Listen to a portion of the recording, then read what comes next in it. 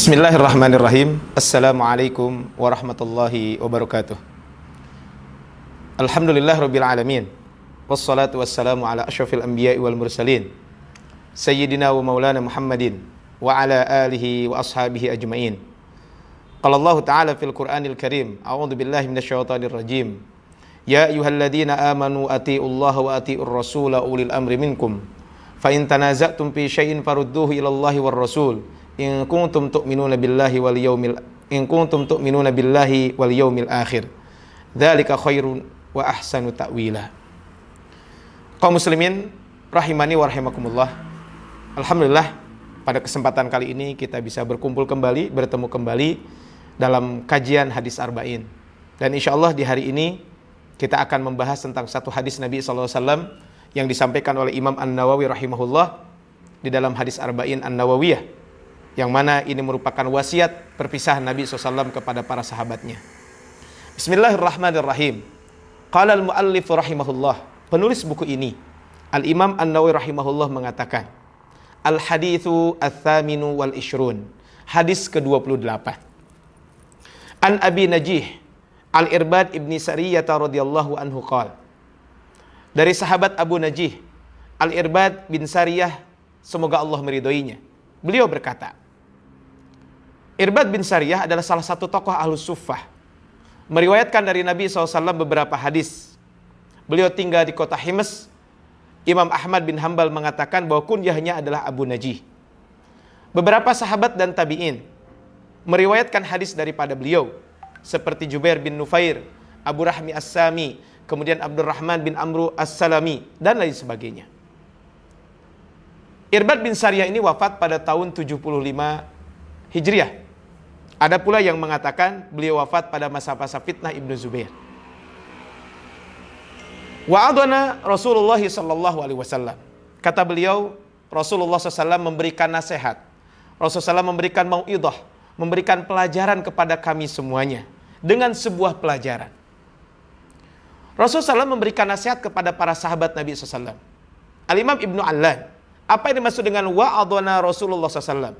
Ai ba'da salati subhi, kama jaa fi riwayatin ukhra mau'idatan minal wa'di. Bahwa kata beliau, bahwa nasihat ini dilakukan setelah subuh. Sebagaimana datang dalam riwayat al-mau'idah minal wa'di, wa huwa an-nusu wa tadhkir bil awaqib wa tanwiniha lit apa. Kemudian apa? Kalau kita berbicara tentang mau'idah di sini, berbicara tentang nasihat ini, apa yang dimaksud dengan nasihat? Minal wa'di, yaitu an-nusu wa tadhkir. Maka yang dinamakan dengan mau'idhah itu adalah nasihat dan peringatan. Bil awaqibi, dengan berbagai macam perbuatan baik. Nah, ini adalah kemudian wa tanwinuha bil ta'dhim. Kemudian disebutkan mau'idhatan. Maka ay mau'idhatan jalilah, yaitu sebuah nasihat, sebuah mau'idhah, pelajaran yang sangat besar.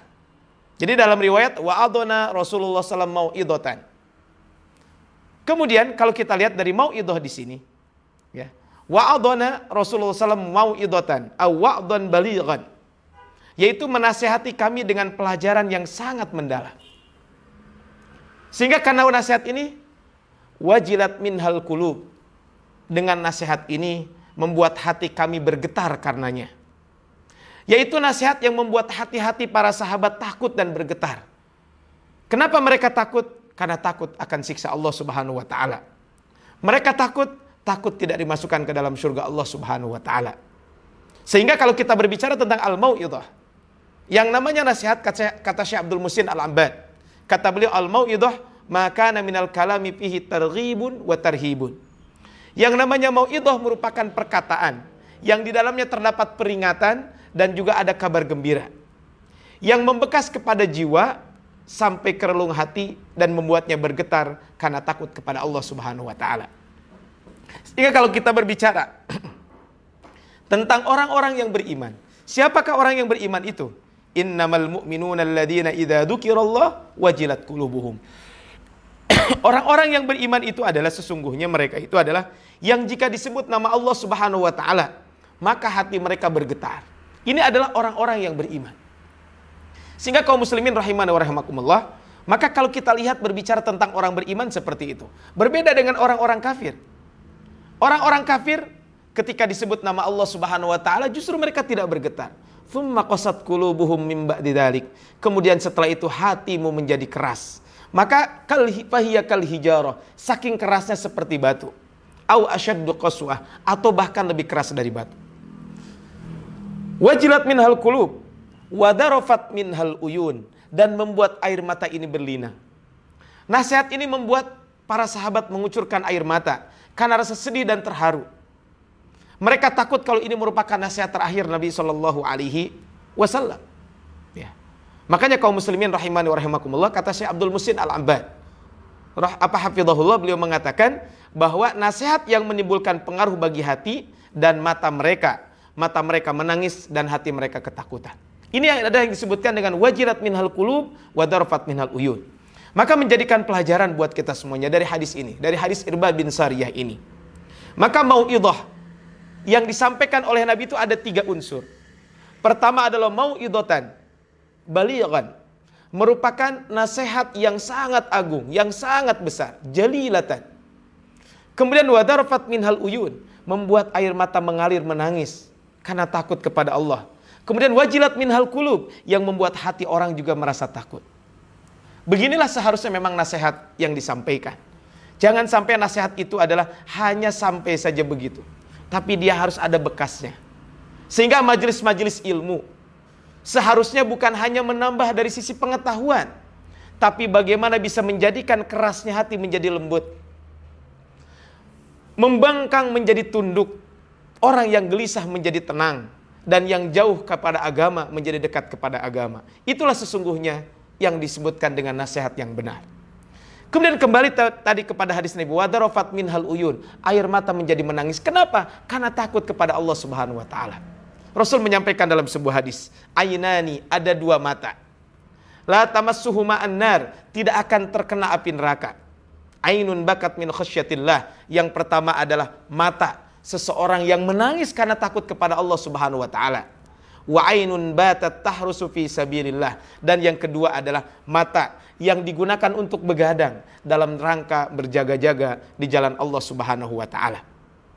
Kemudian fakulna, maka kata Irbad bin Sariyah, kami mengatakan, ya Rasulullah, ka'annaha mau'idatun muwadda'in. Ya Rasulullah, seolah-olah ini merupakan nasihat perpisahan, nasihat terakhir. Kenapa? Karena para sahabat meyakini, khawatir jangan-jangan ini nasihat terakhir, sehingga beliau berkata kepada Nabi SAW. Syekh Atiyah Muhammad Salim beliau mengatakan bahwa kaitan dengan ini dikatakan bahwa waktu terjadi nasihat ini adalah ba'da hajjatil wada, setelah pelaksanaan haji wada. Disebutkan juga dalam beberapa athar dan jalan bahwa Nabi SAW bersolawat untuk para syuhada Uhud dan berpidato kepada manusia. Berkata Anas dan yang lainnya, seakan-akan dia berpisah dengan orang-orang hidup dan orang-orang mati. Ka'annaha mau'idatun muwadda'in, seolah-olah ini merupakan nasihat perpisahan. Ini para sahabat mengira seperti itu. Hal ini melihat dari kedalaman nasihat tersebut. Makanya Syabul Ala Al-Mubarakfuri rahimahullah beliau mengatakan, seakan-akan dengan nasihat ini engkau akan meninggalkan kami. Karena mereka melihat dari begitu dalamnya, dari begitu mendalamnya nasihat mau'idhah yang disampaikan oleh Nabi SAW. Maka kita para sahabat mengatakan, fa'ausina ya Rasulullah, berikanlah nasihat kepada kami. Kemudian apa kata Nabi? Usikum bitaqwallahi azza wa jalla. Yang pertama kata Rasul, saya nasihatkan kalian untuk bertakwa kepada Allah Subhanahu wa taala. Ini nasihat pertama yang disampaikan oleh Nabi SAW. Nasihatnya adalah tentang nasihat takwa. Rasul pernah ditanya tentang amalan yang banyak memasukkan orang ke dalam surga. Apa kata Rasul? Taqwallah. Yang pertama takwa kepada Allah. Wa husnul khuluq, dan memiliki akhlak yang baik. Takwa kepada Allah kaitannya dengan Allah Subhanahu wa taala. Wa husnul khuluq biasanya kalau digabungkan itu identik dengan sesama. Kemudian ditanya tentang sesuatu yang banyak memasukkan orang ke dalam neraka. 2 hal, al-famu, yang pertama mulut, yang kedua adalah wal farji, dan kemaluan. Makanya betul kata Syekh Abdul Muhsin Al-Abbad ketika menjelaskan usikum bitaqwallah. Wa taqwallah, dan takwa kepada Allah itu adalah an yaj'alal insan bainahu wa baina ghadabillah wiqayatan taqiyatan minhu. Maka orang bertakwa kepada Allah itu adalah dia menjadi apa? Manusia itu membuat tameng antara dia dengan kemurkaan Allah. dengan sebuah tameng yang dia akan terjaga dari itu semuanya. Dengan cara apa? Bimtisalil awamir wajtinabin nawahi. Dengan menjalankan segala perintah dan menjauhi segala larangan Allah Subhanahu wa ta'ala. Ini adalah yang dimaksudkan dengan ketakwaan ini. Kaum muslimin rahimani wa rahimakumullah. Kaitan dengan bab takwa ini sempat disampaikan juga oleh Nabi sallallahu alaihi wasallam di dalam hadis Arba'in nomor ke-18. Kata Nabi sallallahu alaihi wasallam, "Ittaqillaha haitsuma kunta." Bertakwalah kalian kepada Allah Subhanahu wa taala dimanapun kalian berada. Kata Abdullah bin Mas'ud, yang dimaksud dengan takwa itu adalah an yuta'a fala yu'sa. Taat dan tidak mengingkari, tidak bermaksiat. Wa an yudhkara fala yunsa. Kemudian yang kedua adalah ingat dan tidak lupa. Wa ayyushkara fala yukfar. Dan juga adalah bersyukur, tidak mengingkari, tidak kufur kepada nikmat Allah Subhanahu wa taala. Al-Imam Al-Baydawi mengatakan bahwa yang dimaksud dengan takwa itu adalah mengerahkan potensi istifragul was'i fil qiyami bil wajib, dalam menjalankan kewajiban, wajtinabi anil maharim, dan menjauhi terhadap segala sesuatu yang diharamkan oleh Allah Subhanahu wa taala. Ini adalah kaitan dengan takwa. Dan ketika seorang bertakwa kepada Allah Subhanahu wa taala, maka dia akan mendapatkan nataij, dia akan mendapatkan hasil-hasil dari ketakwaan itu. Yang pertama, hasil daripada ketakwaan itu adalah dia akan mendapatkan al-furqan, pembeda antara kebaikan dengan keburukan, antara hak dengan batil. Ya ayyuhalladzina amanu in tattaqullaha yaj'al lakum furqana. Wahai orang yang beriman, jika kalian bertakwa kepada Allah, maka Allah akan menjadikan buat kalian al-furqan. Kemudian orang yang bertakwa itu akan dihapus dosa-dosanya dan keburukannya. Wa yukaffir ankum sayyi'atikum wa yaghfir lakum. Dan kami akan hapus darimu kesalahan-kesalahanmu dan akan mengampuni dosa-dosamu. Ini kata Rasulullah sallallahu alaihi wasallam, kata Allah Subhanahu wa taala. Kemudian yang ketiga, orang yang bertakwa itu akan diberikan pahala yang besar, wa yu'dim lahu ajra, dan akan diberikan pahala yang sangat besar. Kemudian orang yang bertakwa dia pun akan mendapatkan keberkahan. Walau anna ahlal qura amanu wattaqau. Seandainya penduduk sebuah negeri beriman dan bertakwa kepada Allah Subhanahu wa taala, la fatahna alaihim barakatim minas sama'i wal ardh. Akan diberikan keberkahan dari langit dan bumi. Kemudian berikutnya orang bertakwa akan diberikan jalan keluar. Wa may yattaqillaha yaj'al lahu makhraja wa yarzuqhu min haitsu la yahtasib. Dan berikutnya dia akan mendapatkan rezeki dari arah yang tidak disangka-sangka, dan orang yang bertakwa dia akan mendapatkan kemudahan dari segala kesulitan yang dihadapi. Wa may yattaqillaha yaj'al lahu min amrihi yusra. Kaum muslimin rahimani wa rahimakumullah. Ini adalah kaitan dengan ketakwaan.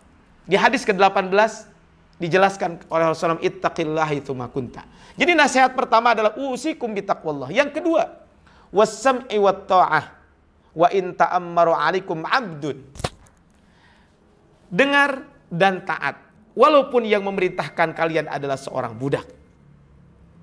Ini menunjukkan bahwa pentingnya kita semuanya selalu mendengar dan taat kepada pemimpin kita. Ini adalah bagaimana kita semuanya supaya selalu taat dan patuh kepada pemimpin kita. Selama ketaatan itu dalam ketaatan kepada Allah, bukan maksiat kepada Allah. Walaupun yang memerintahkan itu adalah seorang hamba. Ini adalah hanya sebuah ilustrasi saja. Ini adalah hanya perumpamaan saja. Bahkan dalam riwayat lain, abdun habasyiyun, seorang budak yang hitam. Ini hanya perumpamaan, karena hakikatnya mungkin tidak terjadi. Karena yang namanya pemimpin adalah tentu dia adalah bukan berarti merendahkan lain sebagainya. Tapi adalah pemimpin, kalau kita lihat seorang khilafah itu adalah dari Al-Quraisy. Jadi dari kepemimpinan besar umat Islam dalam sistem khilafah adalah berasal dari Quraisy. Tapi ini sebuah perumpamaan. Maka kita harus taat kepada pemimpin tersebut. Kenapa? Fa innahu may ya'ish minkum fasayara ikhtilafan katsira. Maka kata Rasulullah, maka barang siapa di antara kalian yang masih hidup, maka kalian akan mendapatkan perselisihan, akan melihat perselisihan. Barang siapa di antara kalian yang hidup setelah Nabi setelah Rasulullah SAW wafat, sebagaimana disebutkan dalam beberapa riwayat, maka kalian akan menemukan beberapa perbedaan. Maka kata Al-Imam Ibnu Allan, hadis ini disebutkan di antara mukjizat Rasulullah SAW, yaitu pengabaran tentang peristiwa yang akan terjadi. Peristiwa yang akan terjadi di masa yang akan datang, berupa banyak perselisihan dan banyaknya kemungkaran. Beliau telah mengetahui hal itu baik secara umum atau terperinci. Karena telah sahih bahwa disingkapkannya baginya tentang apa-apa yang membuat masuknya penduduk surga dan neraka menuju tempat mereka masing-masing. Ini adalah kaitan dengan al-mu'jizat, kemukjizatan Nabi SAW. Kaitan dengan hadis ini sebenarnya ada beberapa hadis yang mirip dengan hadis ini. Di antaranya adalah hadis dari Auf bin Malik. Ya. Disebutkan bahwa ibtaraqatil yahudu ala ihda wa sab'ina firqah. Orang Yahudi terpecah menjadi 71 golongan. Fawahidatun fil jannah, satu golongan di surga. Wasab'una finnar, dan 70 di neraka. Wabtaraqatin nasara ala sintain wa sab'ina firqah. Sedangkan Nasrani akan terpecah menjadi 72 golongan. Satu di surga, sedangkan 71 adalah di neraka. Kemudian kata Rasulullah SAW, walladzi nafsi biyadih, dan demi Allah, latafariqanna ummati ala salasin wa sab'ina firqah. Umatku akan terpecah menjadi 73 firqah. Satu di surga dan 72 di neraka. Qila ya Rasulullah, manhum? Siapakah yang satu golongan itu? Kata Rasulullah, al-jamaah. Satu golongan ini adalah merupakan jamaah. Hadis riwayat Imam At-Tabrani disahihkan oleh Syekh Al-Albani, ya. Tapi sebagian ulama mengatakan hadis ini adalah termasuk hadis lemah. Ini adalah kaitan dengan hadis yang semirip dengan ini. Maka kata Rasulullah dalam hadis tadi disebutkan, fa innahu may ya'ish minkum fasayara ikhtilafan katsira. Kaum muslimin rahimani wa rahimakumullah. Ketika kita berbicara tentang hadis ini, sekali lagi adalah hadis ini memang para ulama debatable kaitan dengan kesahihan hadis ini, itu yang pertama. Yang kedua, kaitan dengan hadis pun ada satu catatan yang penting. Karena sebagian ulama meragukan validitas kesahihan hadis-hadis ini. Seperti Imam Abu Muhammad bin Hazm, Imam Ibnul Wajir Al-Yamani, dan beberapa ulama yang lain kaitan dengan hadis ini. Kenapa mereka meragukan kesahihan, kevalidan hadis ini? Pertama, hadis ini sangat penting. Bahkan Imam Hakim menyebutkannya dengan usulul kabir. Maka dasar-dasar yang agung. Namun Al-Imam Al-Bukhari dan Imam Muslim tidak meriwayatkan hadis ini. Yang kedua, perpecahan umat ini menjadi 73 golongan. Kenapa umat terbaik perpecahannya lebih banyak dibanding umat-umat sebelumnya? Yang ketiga, kalimat yang menyebutkan pengecualian selamat, yakni kecuali satu surga, yaitu al-jamaah, berpotensi disalahgunakan oleh sebagian orang. Kemudian yang keempat adalah dalam sanadnya terdapat rawi bernama Muhammad bin Amr bin Alqamah bin Al-Waqqas Al-Laythi. Para ulama mengatakan sadukun lahu auham. Dia itu orang jujur tapi banyak keraguan. Ini adalah di antara para ulama yang meragukan kaitan dengan kevalidan atau kesahihan hadis ini. Namun demikian yang mensahihkan hadis ini pun banyak para ulama. Ya. Ulama-ulama hadis seperti Imam Hakim, Imam Tirmidzi, Imam Ibnu Taimiyah dan lain sebagainya adalah mensahihkan hadis yang barusan disampaikan. Tapi kita lanjutkan. Kemudian nasihat Rasul yang berikutnya, fa'alaikum bisunnati, hendaklah kalian berpegang teguh kepada sunnahku. Yaitu jika kalian berselisih, maka yang harus kalian lakukan adalah berpegang kepada sunnahku. Itu merupakan satu kewajiban buat kita semuanya ketika kita berselisih. Pertanyaannya, apa yang dimaksud dengan sunnah? Sunnah itu secara bahasa adalah at-thariq. Itu merupakan jalan, cara atau metode. Contoh dalam sebuah hadis, la tattabi'unna sunana man qablakum. Kalian akan benar-benar mengikuti sunnah, jalan-jalan orang-orang sebelum kalian. Shibron bi shibrin, satu jengkal demi satu jengkal. Dira'an bi dira'in, satu hasta demi satu hasta. Hatta law salaku juhra dubbin, sampai walaupun mereka melewati lubang biawak, la salaktumuhu, maka kalian akan mengikuti apa yang mereka masuk ke dalam lubang tersebut. Kuna ya Rasulullah al-yahuda wan nasar wan nasara, wahai Rasulullah, apakah mereka orang Yahudi dan orang Nasrani? Qala paman, siapa lagi kalau bukan itu? Jadi yang namanya as-sunnah adalah at-thariq, jalan.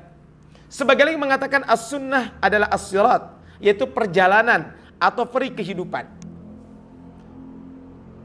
Dalam Al-Munjid disebutkan bahwa sunnah berarti adalah as-sirat, perjalanan, at-thariq, jalan atau metode, at-tabi'ah, yaitu tabiat atau watak, kemudian as-syari'ah, syariat atau jalan. Ini kaitan dengan yang disebutkan dengan sunnah ini. Adapun menurut istilah, maka yang dimaksud dengan sunnah itu adalah Syekh Sa'id bin Ali bin Waqaf Al-Qahtani menyebutkan, as-sunnatu, yang dimaksud dengan sunnah di sini adalah at-tariqatul lati kana 'alaiha Rasulullah SAW wa ashabuhu wa man tabi'ahum bi ihsanin ila yaumil qiyamah. Yang namanya sunnah itu adalah jalan yang Rasulullah SAW, para sahabat dan orang-orang mengikuti mereka dengan baik berada di atasnya sampai hari kiamat. Jalan yang digunakan oleh Rasul, oleh para sahabat dan para pengikutnya sampai hari kiamat. Itu yang dimaksud dengan sunnah. Walaupun memang kalau kita berbicara tentang sunnah, kadang istilah sunnah ini beda kaitan dengan ilmu usul fikih. Kalau ilmu usul fikih biasa disebutkan sunnah itu adalah hadis Nabi Shallallahu Alaihi Wasallam. Makanya wa adillatus syari' alkitab wa sunnah. Dalil syariat itu adalah alkitab wa sunnah. Maksudnya adalah hadis Nabi Shallallahu Alaihi Wasallam. Kalau ulama fikih mengatakan sunnah itu beda lagi. Sunnah itu adalah satu perintah yang jika dikerjakan akan dapat pahala, tapi kalau ditinggalkan maka tidak berdosa. Adapun menurut ulama hadis, yang dimaksud dengan sunnah itu adalah segala sesuatu yang dikaitkan kepada Nabi SAW. Baik itu dari ucapan, baik itu dari perbuatan, ataupun sesuatu yang persetujuan Rasulullah SAW. Baik itu ataupun termasuk adalah kaitan dengan sifat Rasulullah SAW. Nah, kaum muslimin rahimani wa rahimakumullah. Maka hendaklah kalian mengikuti sunnahku, jalan yang ditempuh oleh Nabi SAW. Wa sunnatil khulafa'ir rasyidin al-mahdiyyin, dan jalan atau sunnah para khulafa'ur rasyidin yang mendapatkan petunjuk. Artinya setelahnya wafat Rasul, kemudian para khulafa'ur rasyidin melakukan sesuatu, maka kita boleh mengikutinya, dan itu bukan termasuk bid'ah. Kenapa? Karena mereka sudah mendapatkan legitimasi, mereka sudah mendapatkan rekomendasi dari Rasulullah Shallallahu Alaihi Wasallam.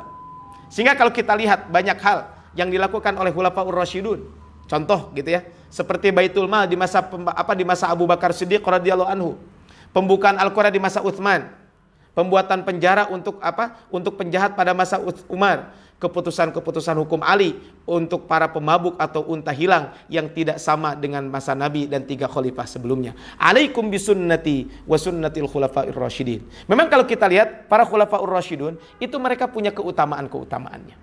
Bisa lihat di dalam kitab Sahih Muslim, ya. Ketika Al-Imam Muslim menyebutkan tentang keutamaan-keutamaan para sahabat secara umum, termasuk adalah ketika berbicara tentang keutamaan Abu Bakar, Umar, Utsman dan Ali. Di antara keutamaan, satu-satu saja kita sebutkan. Hadis Nabi yang berbicara tentang itu. Adalah kaitan dengan keutamaan Abu Bakar Siddiq radhiyallahu anhu. Barang siapa yang suka melihat orang yang dibebaskan atiqun dari api neraka, maka lihatlah Abu Bakar. Sesungguhnya nama yang diberikan keluarganya adalah Abdullah bin Amr bin Amru ketika ia dilahirkan. Lalu nama Atiq yang lebih disebutkan padanya. Ini adalah kaitan dengan Abu Bakar. Kaitan dengan Umar, Rasul pernah bertanya, siapa yang orang kau cintai? Aisyah. Kalau laki-laki, Abu Bakar. Siapa lagi? Maka Umar ibn Khattab radhiyallahu anhu. Ini kata Rasulullah SAW. Kaitan dengan Utsman bin Affan. Nabi SAW pernah menyampaikan siapa yang membuat lubang sumur ar-rumah, maka baginya surga. Maka Utsman pun menggalinya. Beliau berkata, barang siapa yang membantu persiapan Jaisul Usrah, maka baginya surga. Maka Utsman pun membantu. Jaisul Usrah adalah tentara yang dalam masa paceklik, yaitu ketika terjadi perang Khandaq. Ketika terjadi perang Tabuk, maka Utsman termasuk orang yang menyumbang, membantu Jaisul Usrah tersebut. Kalau kita berbicara tentang Ali bin Abi Thalib, banyak juga kaitan dengan keutamaan Ali bin Abi Thalib. Di antaranya, anta minni bimanzilati Harun min Musa illa annahu la nabiyya ba'di. Kedudukan engkau bagiku bagaikan Harun terhadap Nabi Musa, tetapi hanya saja tidak ada nabi setelah Rasulullah SAW. Kemudian setelah itu apa? Alaikum bisunnati wa sunnatil khulafair rasyidin al-mahdiyyin. Addu 'alaiha bin nawadij. Gigitlah dengan geraham kalian. Gigitlah sunnah ini, sunnah Nabi dan sunnah khulafaur rasyidun dengan sungguh-sungguh. Sehingga kata Al-Imam Al-Munawi, yaitu dengan sepenuh mulut kalian. Ini merupakan perumpamaan dari kuatnya keteguhan dan komitmennya terhadap mengikuti sunnah Nabi SAW dan sunnah khulafaur rasyidun yang disebutkan oleh Nabi SAW di dalam hadis ini. Kemudian kata Rasul di penghujung hadis, ya, Rasulullah SAW di penghujung hadis kemudian beliau mengungkapkan, wa iyyakum wa muhdatsatil umur, dan berhati-hatilah terhadap perkara-perkara yang baru. Fa inna kulla muhdatsatin bid'ah, karena sesungguhnya setiap perkara baru adalah bid'ah, wa kulla bid'atin dhalalah, dan setiap bid'ah itu adalah sesat. Kaitan dengan pembahasan bid'ah dan lain sebagainya itu sudah dibahas di hadis nomor 5 di dalam hadis Arba'in An-Nawawiyah. Mungkin tidak perlu dibahas kembali kaitan dengan hadis ini. Bisa merujuk kepada hadis Arba'in nomor kelima. Rawahu Abu Daud wa Tirmidzi. Hadis ini diriwayatkan oleh Imam Abu Daud dan juga diriwayatkan oleh Imam Tirmidzi. Kemudian kata Imam Tirmidzi, wa qala hadisun hasanun sahih. Hadis ini merupakan hadis hasan yang sahih. Kaum muslimin rahimani wa rahimakumullah. Dari hadis yang barusan disampaikan, ada beberapa faidah, ada beberapa ilmu, ada beberapa manfaat. Pelajaran bisa kita ambil. Pertama, hadis ini mengisyaratkan bahwa Nabi SAW adalah seorang Rasul dan hambanya. Manusia juga yang akan mengalami kematian sebagaimana yang lainnya. Ada awal perjumpaan, ada pula awal perpisahan. Makanya kata Allah, kul, katakan Muhammad, innama ana basyarum mislukum, saya ini manusia seperti kalian. Yuha ilayya, cuman yang membedakan adalah aku ini diwahyukan kepadaku. Annama ilahukum ilahu wahid, bahwa sesungguhnya Tuhan kamu itu adalah Tuhan yang satu. Quran surat Al-Kahfi ayat 110. Ini kalau kita berbicara tentang bahwa Rasul juga adalah manusia seperti kita. Beliau juga sakit, meninggal dan lain sebagainya. Diceritakan dalam kitab-kitab hadis dengan kisah yang saling melengkapi, bahwa ketika Rasulullah SAW wafat, seorang sahabat yang mulia dan agung, Umar ibn Khattab radhiyallahu anhu, tidak mempercayai kaitan dengan wafatnya Rasulullah SAW. Sehingga beliau pernah mengungkapkan, engkau telah berdusta, demi Allah tidaklah Rasul wafat dan tidak akan mati sampai binasanya kaum munafik. Saat itu manusia berkumpul di masjid dan Umar berbicara kepada manusia. Lalu Abu Bakar datang dan kata Abu Bakar, ijlis ya Umar, wahai Umar, duduklah. Fa'aba, beliau menolak. Fakallamahu marrataini aw thalathan fa'aba. Kemudian Umar berbicara 2 atau 3 kali dan beliau tetap menolak.